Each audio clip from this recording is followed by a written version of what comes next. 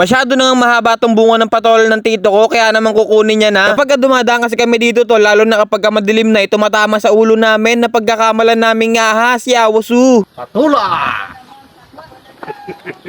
At syempre, for today's video tol ay maggugulay naman tayo para healthy naman. Bumili kasi itong tito ko tol ng 2 balot na black beans at gusto niya nga raw itong masubukan sa gulay. Ay talaga naman, hindi na dapat subukan yan tol, gagawin na kagad. Yung mga ganyang ganap tol, ay hindi na pinaplano-plano yan, tinitira na kagad yan. Kaya naman matapos ng tito ko banlawan ng 2 beses tol, ay nilagyan na nga rin ng pansabaw tol at isinalang na rin kagad dito sa may apoy ng mga pakuluan na muna. Nilaglagan na rin kagad ng luya tol para habang kumukulo ay alam mo na yun. Pumipiyok-piyok ka pa tol, ayusin mo. At habang nakasalang pa nga yung black beans natin tol, ay numpisa na nga rin asikasuhin ng tito ko tong mga gulay. Pagkatapos ng tito ko nga asikasuhin tong bunga ng malunggay tol, isinunod niya naman tong mga talong. Hiwang pabebe lang tol, kami lang din naman ang kakain eh. Ay comment mo naman sa baba tol kung isa ka rin sa gulay lover. Kinaskas nga lang ng tito ko tong balat ng patola natin tol, gawat kapag babalatan mo ro kasi yan, lumalambot do kasi yan tol kapag sobrang nainitan na. Pagka nasobrahan daw sa babad ng sabaw tol, kaya ginanyan lang ng tito ko. Isinunod naman asikasuhin ng tito ko tong talbos ng apait tol. Sabi nga rin ng tito ko ay iilan lang din daw nakaka-appreciate ng gulay na to. At kung gusto mo rin makakain ng apait na to tol, ay makakakuha ka na yan tol sa mga gilid ng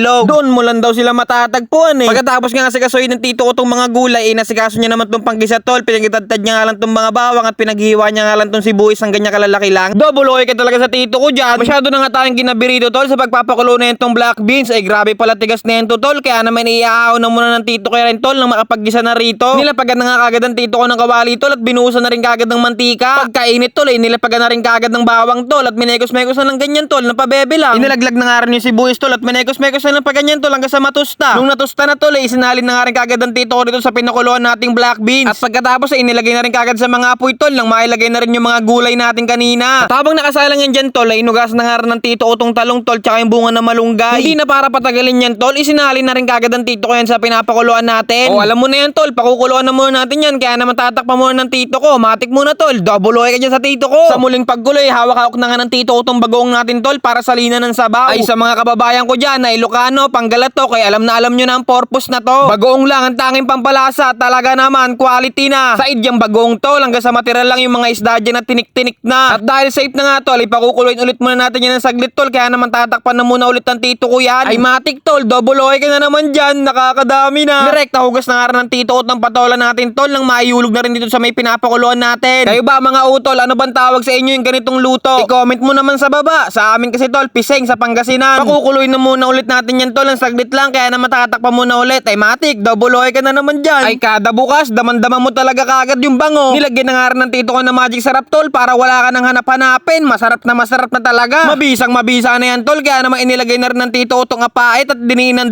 lang at uhusga na rin kagad yan tol. Gawat pagpapakuloyin pa kasi natin yan tol, baka pumait na. Kaya naman hinipa lang ng saglit ng tito ko yan at pagahigop na pagahigop. Yummy, yummy! Pabisa!